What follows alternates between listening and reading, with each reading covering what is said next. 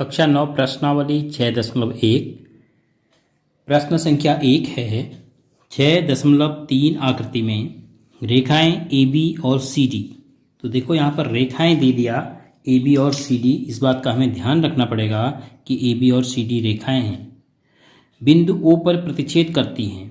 तो जब भी रेखाएं प्रतिच्छेद करती हैं शीर्षाभिमुख कोण बनते हैं, रैखिक युग्म के कोण बन सकते हैं।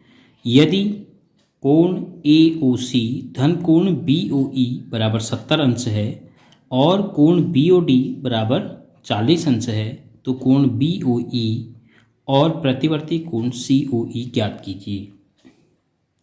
तो हमें ज्ञात करना है कोण बी ओ ई, जबकि हमें दिया है ए ओ सी धन बी ओ ई बराबर 70 अंश है। तो पहले हम नोट करते हैं कि हमें जो दिया है उसी से हमें कुछ मदद मिल सकती है। कोण ए ओ सी धन कोण बी ओ ई बराबर 70 अंश। कोण ए ओ सी और बी ओ ई बराबर 70 अंश। अब एक कोण दिया है कि बी ओ डी 40 अंश है, तो यह कोण हमें कितने अंश का दिया है? 40 अंश का बी ओ डी। तो बी ओ डी और सी ओ ए अर्थात ए ओ सी एक जैसे हैं, क्योंकि शीर्षाभिमुख हैं तो बराबर होंगे। ए बी और सी डी रेखाएं हैं तो इस सिर पर ये इसके शीर्षाभिमुख कोण है, तो कोण ए ओ सी की जगह भी हम क्या रख सकते हैं? 40 अंश। अब यहाँ पर आपने लिख दिया 40 अंश धन कोण बी ओ ई बराबर 70 अंश। क्यों लिखा ऐसा? आप लिखेंगे क्योंकि कोण ए ओ सी बराबर कोण B O D vertically opposite angle, शीर्षाभिमुख कोण बराबर होते हैं।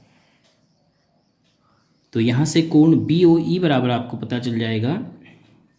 कोण बी ओ ई पक्षांतर करेंगे 40 अंश को दाईं तरफ ऋण चिन्ह के साथ, तो कोण बी ओ ई का मान हो जाएगा 70 अंश में से 40 अंश घटाएंगे तो 30 अंश।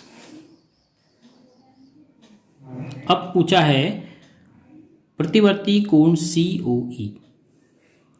कोण सी ओ ई का प्रतिवर्ती कोण सी ओ ई, कोण सी ओ ई तो ये हो गया। प्रतिवर्ती कोण सी ओ ई का मतलब होगा जो 180 अंश से अधिक 360 से कम, तो वह कोण सी ओ ई ऐसे नहीं मिलेगा, आपको मिलेगा सी ओ, फिर इधर को जाना पड़ेगा, ये पूरा यहाँ तक पूछा है। तो प्रतिवर्ती कोण सी ओ ई प्राप्त करने के लिए हम 360 में से इसको घटा देंगे, कोण सी ओ ई के इस मान को, क्योंकि प्रतिवर्ती कोण का मतलब होता है 180 अंश से जो अधिक हो। अब कोण सी ओ ई को हम कैसे प्राप्त करेंगे? देखिए ए बी एक रेखा है, तो अगर ए बी के बिंदु ओ पर कुल कोण की बात करें तो पूरा एक चांदा देखो कैसे बन रहा है, ये पूरा एक चांदा बन रहा है ए ओ बी।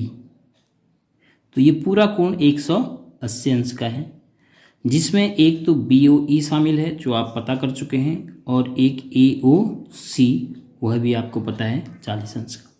तो फिर आप यह कोण निकाल सकते हैं, क्योंकि 1, 2 और ये 3 मिलकर एक रेखा का निर्माण कर। तो लिखेंगे कोण ए ओ सी धन कोण सी ओ ई धन कोण बी ओ ई बराबर 180 अंश। कारण क्या लिखेंगे? ए बी एक रेखा है। जो भी आप लिख रहे हैं उसका कारण कोष्टक में देंगे। ए बी एक रेखा है इसलिए हमने लिखा इन तीन कोणों का 180 अंश। अब ए ओ सी 40 अंश है, ए ओ सी इसके बराबर है शीर्षाभिमुख से, धन सी ओ ई नहीं पता है, और बी ओ ई कितना है? 30 अंश बराबर 180 अंश। इन दोनों को जोड़ के 70 अंश हो रहा है बाएं पक्ष में। तो अगर हम बाएं पक्ष से इस 70 अंश को पक्षांतर कर दें तो 180 ऋण 70 अंश तो बराबर कितना हो गया 110 अंश। अब कोण COE आपको प्राप्त हो चुका है 110 अंश का।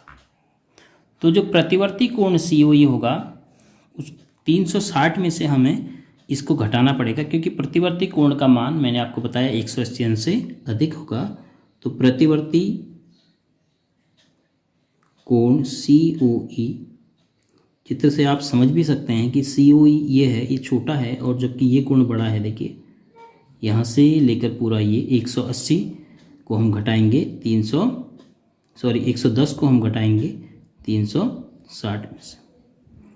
तो यहाँ पर कैलकुलेशन आप आसानी से कर सकते हैं। 300 में से पहले 100 घटा दीजिए, 200 हो गया। 360 में से 100 घटा दीजिए, 260 हो गया। फिर 10 घटा दीजिए तो कितना हो गया 250 अंश। तो 180 अंश से अधिक आया। तो ये आपका उत्तर हो गया प्रतिवर्ती कोण COE का। दो कोण हमें ज्ञात करने थे, हमने दोनों ज्ञात कर लिए।